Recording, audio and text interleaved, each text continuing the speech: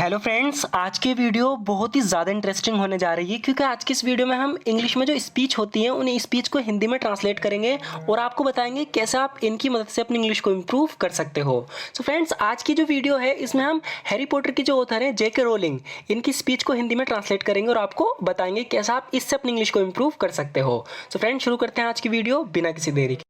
जिस दिन मेरी माँ की मौत हुई वो दिन मेरी ज़िंदगी का सबसे दर्दनाक दिन था। इस इंग्लिश में बोलेंगे, the most traumatising day in my life was the day my mother died. The most traumatising day in my life was the day my mother died. कह रही है कि जिस दिन मेरी माँ की मौत हुई वो दिन मेरी ज़िंदगी का सबसे दर्दनाक दिन था। तो दर्दनाक के लिए हमने यूज़ किया है ट्रोमाटाइजिंग का। The most traumatising day in my life was the day my mother died. उस समय मैं 25 साल की थी। बता रही कि I was 25 at that time. I was 25 at that time, यानी उस समय में 25 की थी, यानी 25 साल की थी। I was 25 at that time. मेरी माँ की मौत ने मुझे पूरी तरह से तोड़ दिया था। इस इंग्लिश में बोलेंगे, the death of my mother shattered me completely. The death of my mother shattered me completely, यानी मेरी माँ की मौत ने मुझे पूरी तरह से तोड़ दिया था। The death of my mother shattered me completely.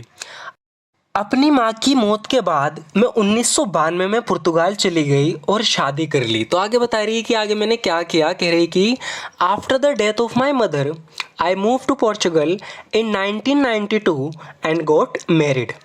After the death of my mother, I moved to Portugal in 1992 and got married। कह रही कि अपनी माँ की मौत के बाद मैं 1992 में पुर्तगाल चली गई और शादी कर ली।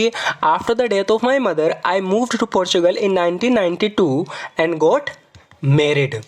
जल्द ही मैंने एक बेटी को जन्म दिया। कह रही कि Soon I gave birth to a daughter, Jessica.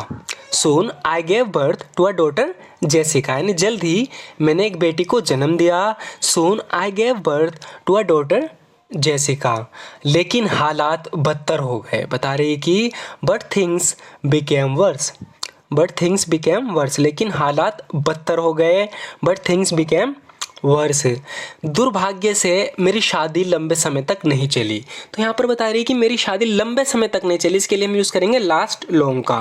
तो कह रही है कि sadly my marriage didn't last long. Sadly my marriage didn't last long, दुर्भाग्य से मेरी शादी लंबे समय तक नहीं चली। Sadly my marriage didn't last long.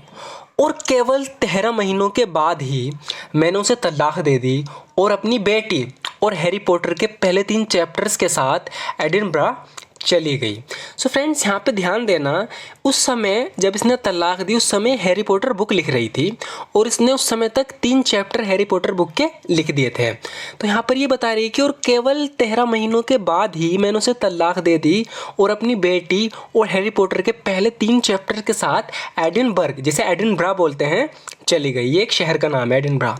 तो कह रही है कि and only after 13 months I divorced him and moved to Edinburgh with my daughter and first 3 chapters of Harry Potter। And only after 13 months, और सिर्फ 13 महीनों के बाद I divorced him, मैंने उसे तलाक दे दी, and moved to Edinburgh with my daughter and first 3 chapter of Harry Potter, और Harry Potter के 3 चैप्टर अपनी बेटी के साथ एडिनब्रा चली गई। उसके बाद मैंने अपना ज़्यादातर समय हैरी पॉटर लिखने में बिताया, यानी हैरी पॉटर बुक लिखने में बिताया। After that I spend much of my time writing Harry Potter. After that I spend much of my time writing Harry Potter. उसके बाद मैंने अपना ज़्यादातर समय हैरी पॉटर लिखने में बिताया। After that I spend much of my time writing Harry Potter. आगे बोल रही है कि उस समय मैं अपने जीवन के सबसे बुरे दौर से गुजर रही थी, क्योंकि इसकी तलाक हो गई थी, इसके पास ना तो पैसे थे ना जॉब। तो बता रही है कि उस समय मैं अपने जीवन के सबसे बुरे दौर से गुजर रही थी। इस इंग्लिश में बोलेंगे, at that time I was going through worst phase of my life. At that time I was going through worst phase of my life, यानी उस समय मैं अपने जीवन के सबसे बुरे दौर से गुजर रही थी। At that time I was going through worst phase of my life. मेरे पास ना तो पैसे थे ना ही नौकरी। कह रही कि I had neither money NOR a job. I had neither money NOR a job, यानी मेरे पास ना तो पैसे थे ना ही नौकरी। I had neither money NOR a job. मैं गहरे डिप्रेशन में चली गई थी। इस इंग्लिश में बोलेंगे, I fell into a deep depression. I fell into a deep depression, यानी मैं गहरे डिप्रेशन में चली गई थी।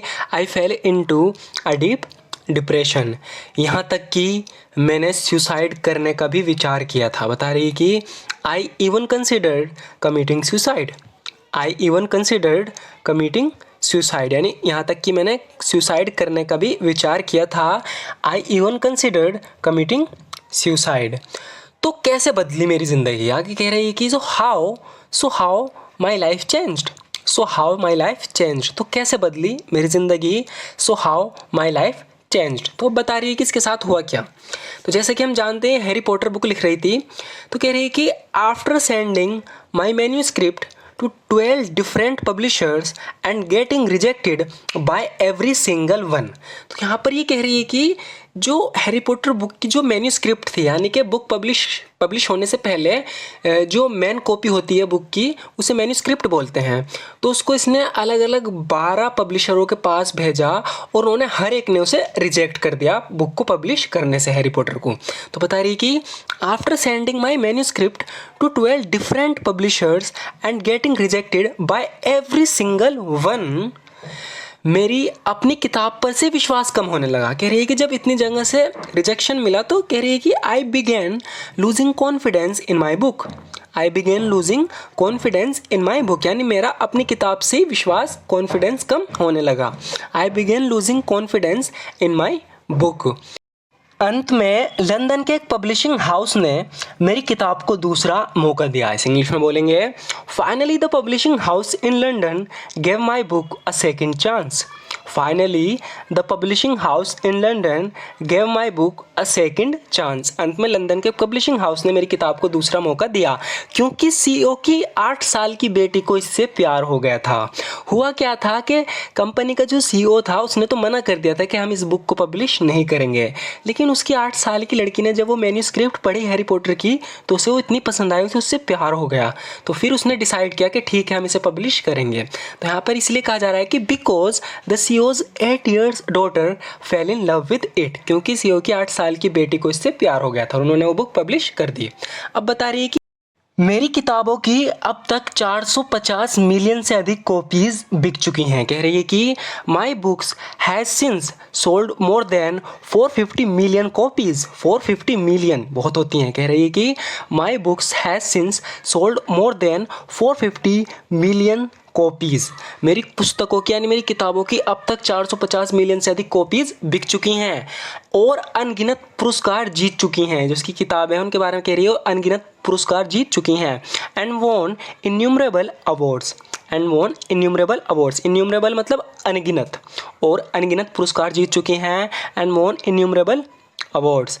मेरी ज़िंदगी पूरी तरह से बदल चुकी है। कह रही है कि my life has completely transformed. My life has completely transformed, यानी मेरी ज़िंदगी पूरी तरह से बदल चुकी है। My life has completely transformed. मैं बेरोज़गार होने से अब तक के सबसे अधिक बिकने वाले लेखकों में से एक बन गई। बता रही है कि I went from being a jobless, यानी मैं बेरोज़गार होने से I went from being a jobless to one of the best selling authors of all time. I went from being a jobless to one of the best selling authors of all time। मैं बेरोज़गार होने से अब तक के सबसे अधिक बिकने वाले लेखकों में से एक बन गई हूँ।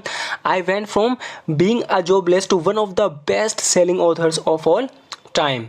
लेकिन ये रातों रात नहीं हुआ। कह रही है कि but it didn't happen overnight। रातों रात के लिए यूज़ करते हैं overnight का।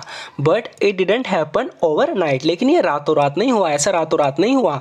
but it didn't happen overnight। मैंने रिजेक्शन का सामना किया और लगातार कामयाबी के लिए प्रयास किए। बता रही है कि I faced rejection and constantly strived मतलब प्रयास करना, and constantly strive for success, और लगातार कामयाबी के प्रयास किए।